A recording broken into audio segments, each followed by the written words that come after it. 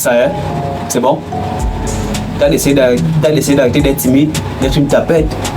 T'as en fait d'essayer d'être un homme, un vrai, te faire respecter. Arrêter de te faire bousculer au premier sans réagir. C'est pas trop tôt. Enfin, c'est ça ce qu'on dit, mieux vaut tard que jamais. Bon, maintenant que le plus difficile est fait, parce que c'est décidé, c'est toujours la partie la plus difficile de l'histoire. Maintenant que c'est fait, tout ce que tu as à faire, c'est trouver un bon point où tu vas t'asseoir, tu vas te mettre à l'aise, t'assurer que tu as une bonne connexion et que tu as de quoi boire ou grignoter. Pas d'alcool, hein, de préférence de l'eau. Et maintenant, moi, je vais m'occuper du reste, tu vois. Je vais m'occuper du reste. Tu as fait la partie la plus difficile, et maintenant, je m'occupe du reste. On va commencer par la timidité. C'est quoi la timidité? C'est quoi être timide? Être timide, c'est être dans un état de peur constant. Et tu sais ce qu'on dit de la peur? La peur est un frein qui t'empêche d'agir et de te montrer audacieux.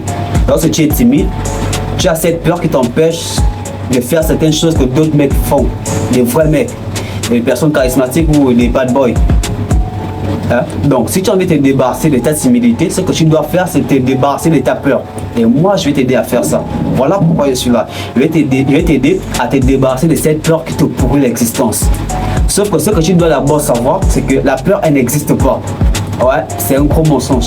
On t'a menti à toi, tu t'es menti à toi-même, tout le monde de toi s'est foutu de ta gueule. La peur n'existe pas, ce n'est que le fruit de ton imagination. Et je vais t'expliquer comment cela fonctionne. Supposons que tu dois faire face à une situation plus ou moins délicate, plus ou moins difficile, stressante, qui t'angoisse un max, enfin, en un mot qui te fait peur, quoi. Le sentiment de peur que tu éprouves n'est pas dû à ce que tu dois faire, mais plutôt au résultat auquel tu t'attends. Et je ne sais pas si tu me suis jusque-là, quoi. Je vais le répéter. Le sentiment de peur qui t'habite n'est pas dû à ce que tu dois faire. Il n'a rien à voir avec l'action, mais plutôt avec le résultat final.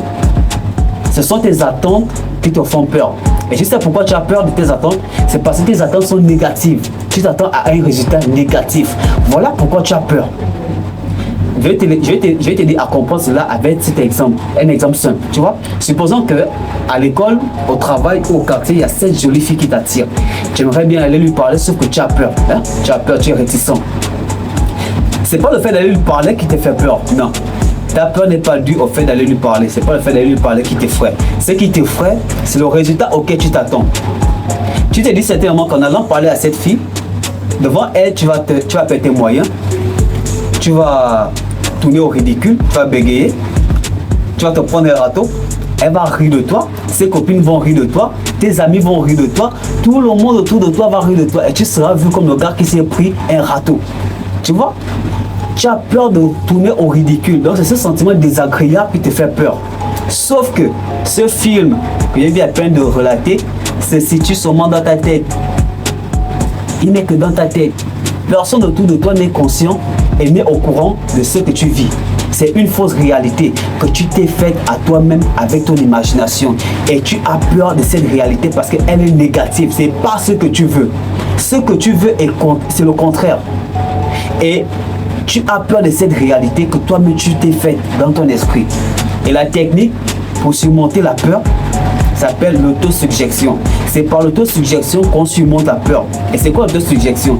L'autosuggestion, c'est la reformulation de la communication personnelle. Ta façon de communiquer avec toi-même, c'est quitter du négatif au positif. Tu vois un peu? C'est changer ton mode de communication envers toi-même. Et toujours dans le même contexte que la jeune demoiselle qui te plaît, ton autosuggestion finale ressemblerait plutôt à ceci.